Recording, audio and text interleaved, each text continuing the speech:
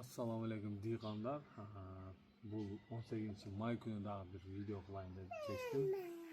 İşlerim men bo'lib, diqqanlar nimasi men bo'lib, sapojlik 5 safaga deydi-ku. O'shanday bo'lib men o'zimni uyimdagi narsalarga ko'ngil bo'lmay qoldim. Bugun boshman. Bugun 18-may kuni uydaman.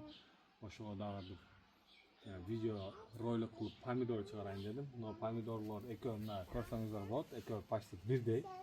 İki birday pomidorni qarmadik. Taptık iki birday pomidorunu. Belgilep koyuyotam. Birisini udabriğine veremin, birisini udabriğine vermeyiz. İki birdayım ben, gördüm. Belgilep koydum.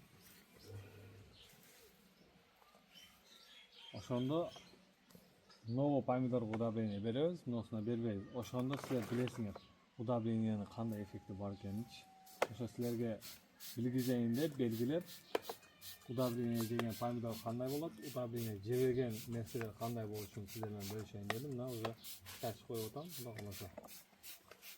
Bu meni pomidorlarim hech udabriğine jegan emas, jonli egilgan bo'ydan turib, hech bir o'risini, narxi, belgisini dal chachilgan emas.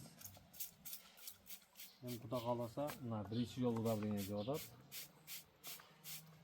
Sapojlik 5 safaga bo'lib, ko'ngil burmay hech degan qarabapman deydi. O'sha o'zimda uyimdan boshlab sizlarga video qilib chiqarayin deb chekdim. Bo'shab qoldim bugun. Mana udabriğine berib qo'ydik shaldirog'idan. Xudo xolasa 2 kun 3 kun uzog'i bir jumadan keyin effektini bo'lishamiz sizlar bilan.